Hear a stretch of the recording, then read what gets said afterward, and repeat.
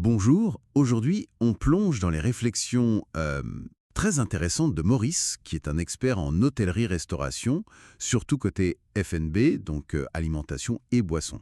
Oui, il nous propose de regarder comment l'esprit de la cuisine bhoutanaise et même l'ethnographie peuvent, en fait, Donner des idées neuves, c'est ça? pour les patrons d'hôtels, de restaurants. Exactement. L'idée, c'est de voir comment l'exemple de l'emadachi, ce plat typique, et ses méthodes d'observation peuvent inspirer concrètement. On va explorer ça ensemble. Notre mission, si on peut dire, c'est d'en tirer des pistes pratiques. Voir comment ces approches centrées sur la culture, l'observation fine, comment ça peut euh, améliorer l'expérience client dans un établissement. Alors, commençons par ce fameux plat l'emadachi. Piment et fromage, c'est ça? C'est ça. Et ce qui est frappant, et que Maurice souligne bien, c'est qu'il n'y a pas une recette unique. Ah bon? Comment ça? Mais certaines familles vont le faire très léger, presque liquide, un peu comme une soupe, quoi. D'accord. Et d'autres, ça va être très riche, épais, onctueux. Et le point clé, c'est que Maurice dit toutes ces versions sont considérées comme authentiques là-bas. Ah, c'est intéressant ça. Donc pas de vraie recette unique. Non. Et ça, pour un restaurateur, c'est une leçon assez forte, je trouve.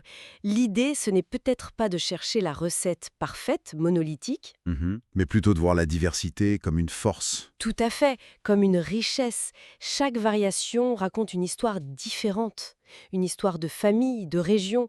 Célébrer ça, c'est offrir quelque chose de plus humain peut-être, Hmm. moins standardisé. Et concrètement, dans un resto, ça donnerait quoi? Proposer plusieurs versions d'un plat phare? Oui, par exemple. Ou organiser des ateliers où on explore ces différentes facettes. Ça engage le client autrement. D'accord. Et cette idée d'histoire, ça nous mène à la transmission, j'imagine. Maurice parle de kiba, c'est ça? Oui, l'histoire de Kiba qui apprend les recettes familiales. Ce savoir qui passe de génération en génération, c'est un véritable héritage vivant. Ça connecte le passé, le présent. Ça donne une autre dimension au rôle du chef, en fait. Il n'est pas juste un technicien. Non, il devient un passeur, un maillon dans cette chaîne de préservation du patrimoine culinaire. Il reçoit et il transmet à son tour. Et pour ancrer ça dans le quotidien d'un restaurant, quelles idées? Maurice suggère par exemple des programmes de mentorat. Les anciens forment les plus jeunes. Ou alors créer un livre de recettes maison qui compile les plats emblématiques de l'établissement, une sorte de mémoire culinaire. C'est une belle idée. Alors, si la transmission, ça regarde vers l'intérieur, euh, comment on fait pour mieux comprendre l'extérieur? Je veux dire, le client, Ah, voilà. C'est là que Maurice introduit l'ethnographie. l'ethnographie. En termes simples, c'est l'art d'observer une culture en y participant, c'est ça, un peu comme les anthropologues. Exactement. Il cite Malinowski chez les Trobriandais. L'idée, c'est de s'immerger pour comprendre vraiment. Et pourquoi c'est pertinent pour un restaurateur? On n'est pas anthropologue. Non, mais pour innover juste, il faut comprendre le pourquoi. Pas juste savoir si les clients aiment un plat, mais pourquoi ils le choisissent, comment ils le mangent, quelles sont leurs habitudes, leurs attentes cachées. Hmm.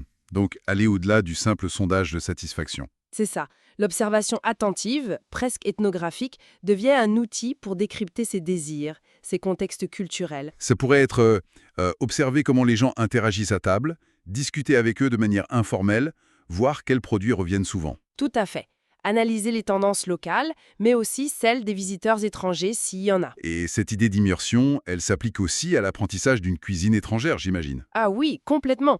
Maurice insiste là-dessus. Pour maîtriser une cuisine, disons, japonaise, rien ne vaut un séjour là-bas. Pour saisir l'essence culturelle, pas juste la technique. Voilà, c'est une démarche d'authenticité qui demande un vrai engagement. Pas juste recopier une recette trouvée sur Internet. Donc, ça peut vouloir dire investir dans des stages pour les équipes. Oui, ou des voyages culinaires, ou même collaborer avec des experts, des artisans locaux pour avoir ce savoir-faire juste. Intéressant. Maurice note aussi que les ethnographes utilisent la photo, la vidéo. Il pense que ça peut servir en restauration. Oui, pour enrichir l'expérience. La technologie peut aider à raconter l'histoire d'un plat. Comment ça? Des QR codes sur le menu. Par exemple, un QR code qui renvoie vers une petite vidéo du producteur ou qui explique l'histoire du plat. Ça rend les choses plus Ah. vivantes, plus immersives. Ça crée du lien, de la transparence aussi. Montrer les coulisses, l'équipe, c'est ça. Et au cœur de tout ça, que ce soit l'observation ou la transmission, il y a une qualité essentielle, l'empathie. L'empathie, c'est-à-dire, L'écoute active. Vraiment entendre les retours des clients. Essayer de comprendre leurs besoins, même spécifiques, et s'adapter. C'est comme ça qu'on bâtit la fidélité, la confiance. Maurice suggère des choses pratiques comme faciliter la communication des préférences ou des régimes spéciaux. Oui, un système simple où le client peut indiquer facilement une allergie, une cuisson préférée. C'est une forme de personnalisation attentive. D'accord.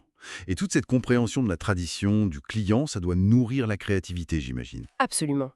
L'innovation en cuisine, c'est crucial, mais aussi la présentation, la mise en scène, transformer le repas en une véritable expérience. Maurice parle d'un dessert levé de soleil. Oui, un plat qui raconte une histoire juste par sa forme, ses couleurs, le pouvoir de la narration, y compris visuelle ou anecdotique, ajouter des petites histoires sur le menu, soigner le dressage. Créer un moment mémorable, en somme. Pas juste un repas. C'est exactement ça.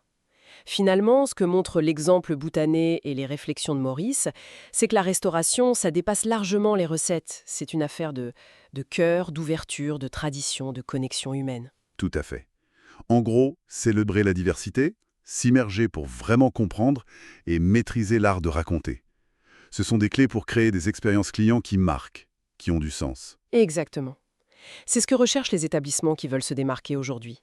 Pour terminer, une petite question pour prolonger la réflexion. À notre époque, avec tous les outils numériques qu'on a, Mhm. piste à creuser.